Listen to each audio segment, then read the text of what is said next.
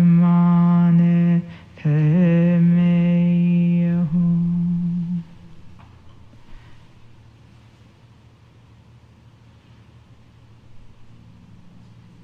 We think now that all the beings of the world, having been purified of all their negativity, radiate love and goodness.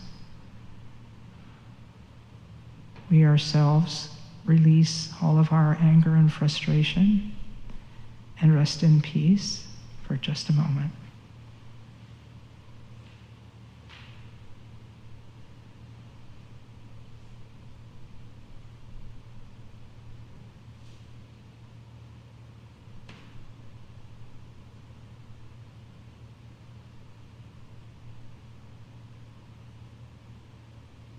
The whole world being made of light and all beings being made of light, they all dissolve into the form of Chenrezig above our heads.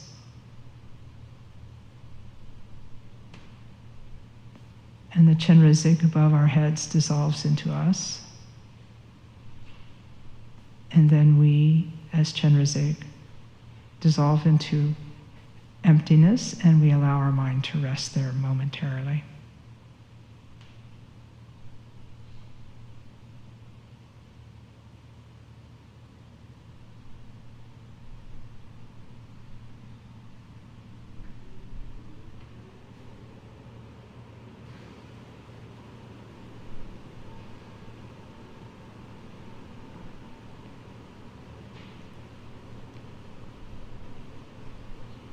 In post-meditation, we think that all beings again return to being Chenrezig. We return to being Chenrezig.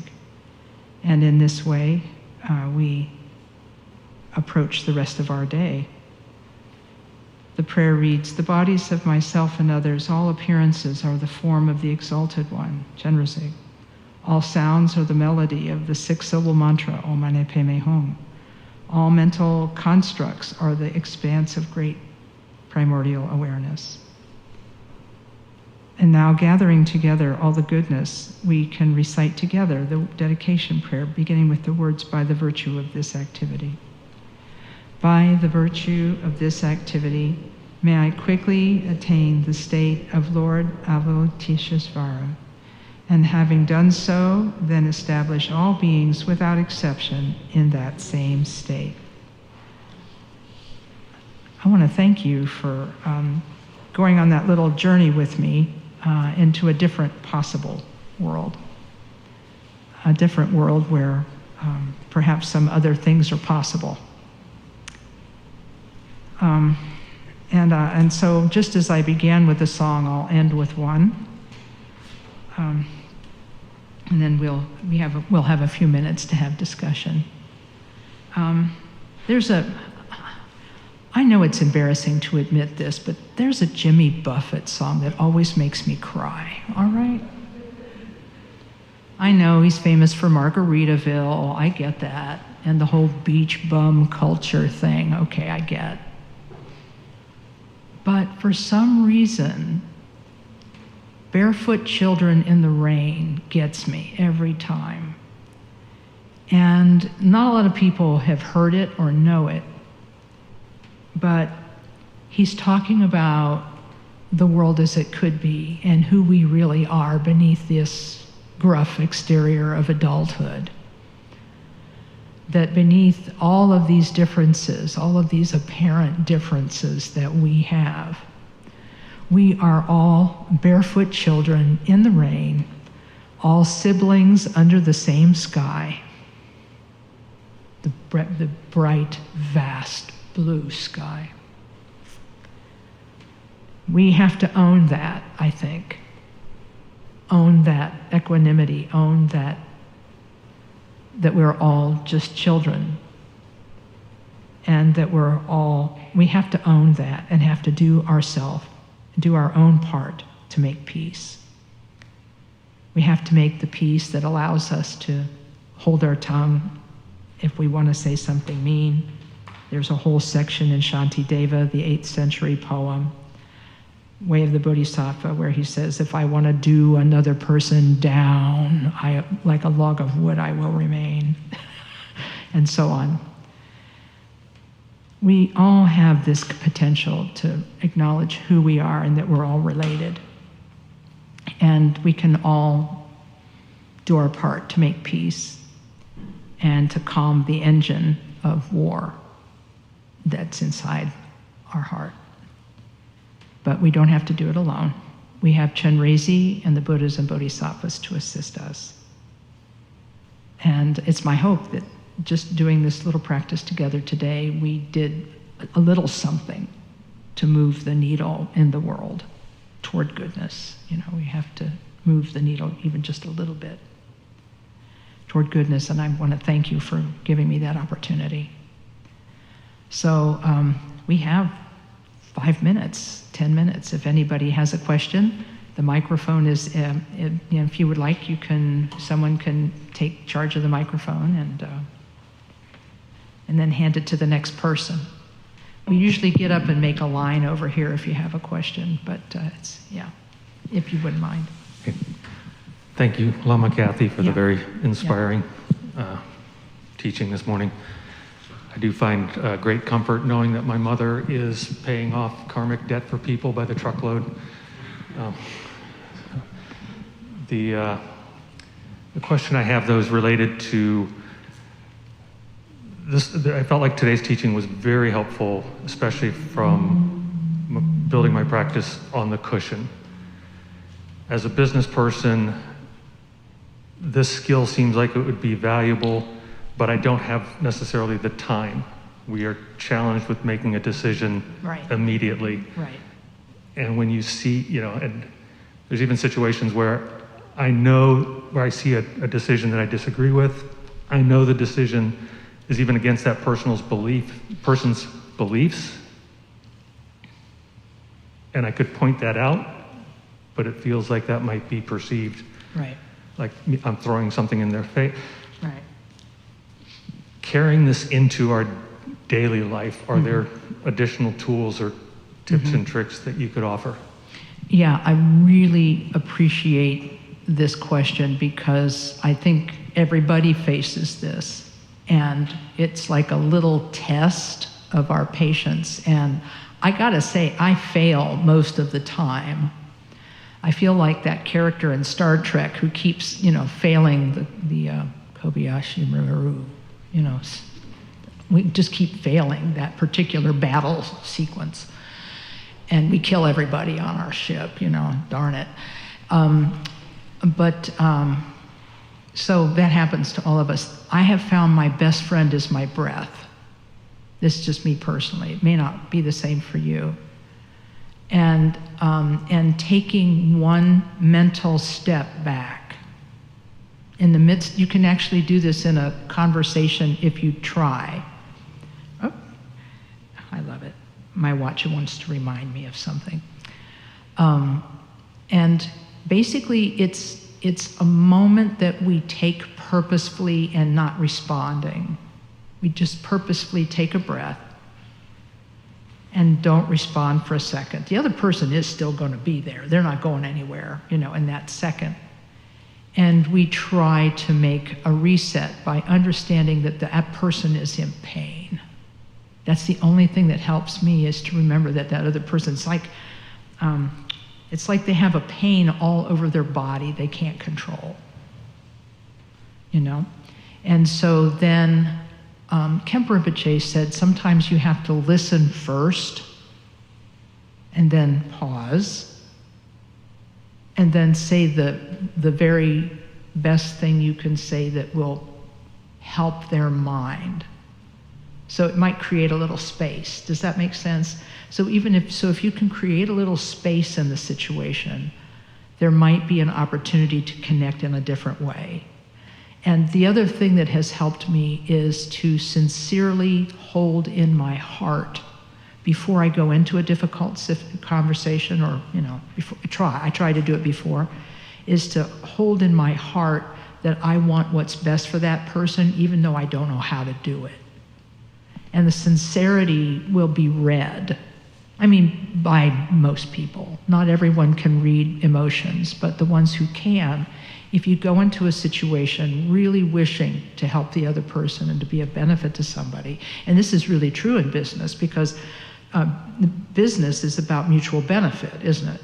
I mean, it benefits the person you're working with and it benefits you. I mean, business is an agreement to do something together for the benefit of everyone. And so I don't know if that's helpful, if being able to take a breath. I think it is in a way. You approached it. Your illustration was helpful in a couple of ways. One is because I'm thinking of it in terms of collaborating with someone, and we're solving a problem outside of both of us. Okay. But you're right. We're both intending to do the right thing for that audience, and putting myself more in their intention to do good. How can we collaboratively then solve that problem? I think this is very helpful. It's just like stepping back and remembering while we're here, and then there's this like moment where I've actually been. This has only happened to me like 2 or 3 times, so don't think I'm running around like this all the time. This has only happened to me a few times, but there's been a situation where I was in conflict with someone, and I actually thought to myself, I'm just going to let them win this little piece of it.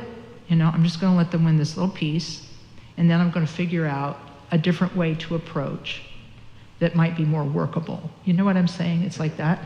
It's almost like, okay, I'm just going to back up, and it's okay if things go differently. Like, I don't know what's best. Sometimes I have to admit I don't know what's best. And then just taking the pressure off for a second, the other person can relax. You know what I'm saying? It's like, I take the pressure off that person. I'm pressuring that person to do what I think is the right thing. And that's not working, so I back up a little bit, and then they get a chance to breathe too. I mean, so these are just like little things. Yeah, and that's part of your teaching today too, that I victorious. Because I do know the better path, and this person is... Thank you. Yeah, people are just, they all want to be happy. They're just trying a whole bunch of different ways. And some of them are not helping, But thank you. Hey, good morning. Good morning. Thank you, Lama Kathy. When you talk about peace, you really seemed to emphasize gaining peace through working with the conflict. And I know for myself, a lot of times my natural inclination is to try to avoid the conflict, to run away, to ignore it, whatever. We want to rewrite history, to ignore things that we did, that our country did, whatever. We want to avoid the conflict altogether. Can you talk a little bit about that? Yeah. It's so true, right? Mm-hmm. Yeah, I know.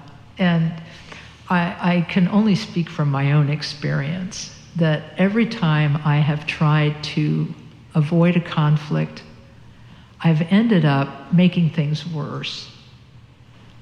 But because I want everybody to be happy, I'm a people pleaser, which can be a problem. Mm-hmm. And so I want everybody to think that everything's okay and everything's going to be fine. And so I think like that. And when I think like that, it's like I'm not actually being fair to anybody. So it seems to me that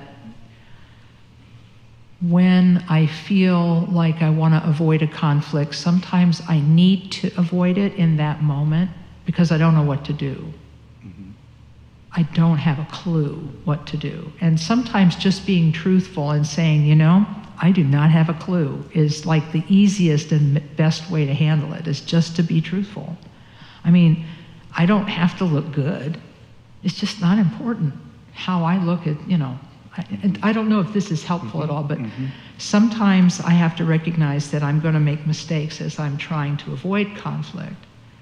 But by the same token, it will help to take a moment and then just see the whole picture and think creatively. And sometimes you can't do that on the fly. I do think I've missed a portion of your question, though. What little piece did I miss? Because I think I missed one piece of your question. No. Just talking about. I think you're getting it. Basically, you want to run from that conflict. It's kind of the natural instinct to run from that conflict for certain people, at least.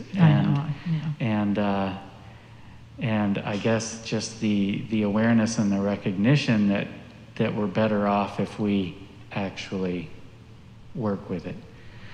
Is there ever a time when something's too overwhelming and you should kind of just remove yourself? Oh yeah, no question. Because, sometimes you just have to remove yourself from a situation.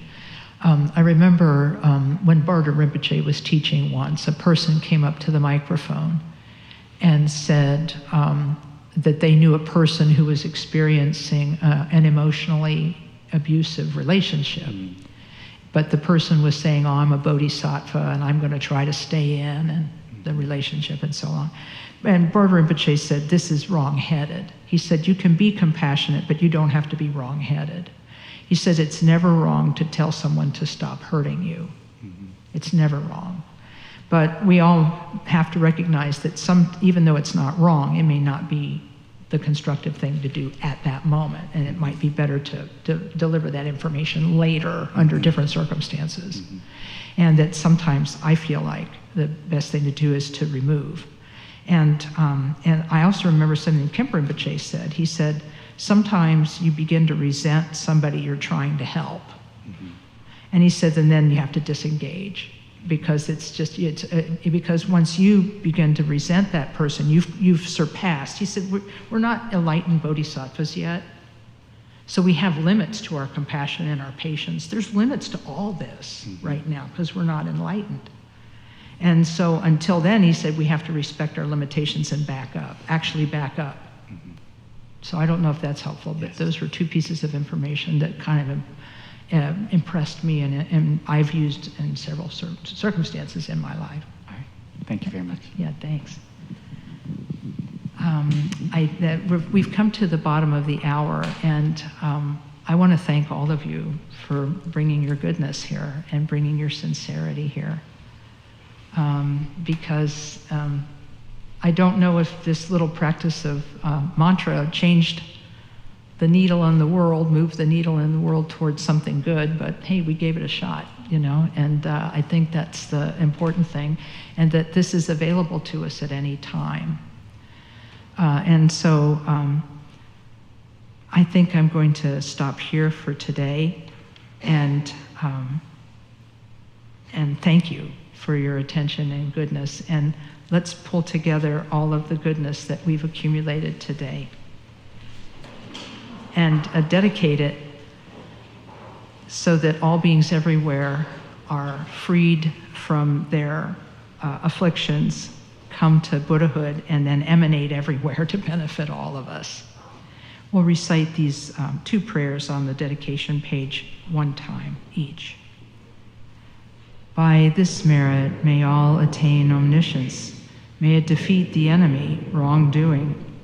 From the stormy waves of birth, old age, sickness, and death, from the ocean of samsara, may I free all beings.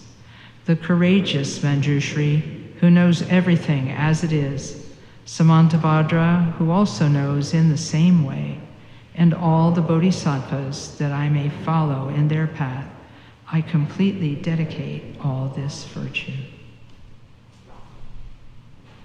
I'll sit quietly for a moment for the final dedication, resting the mind.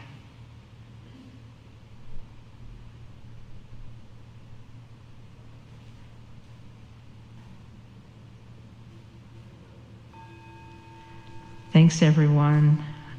Yeah. Well, and have a good week, and we'll see you back here next week. Lama Tom? Okay, Lama Tom's teaching next week, so thank you.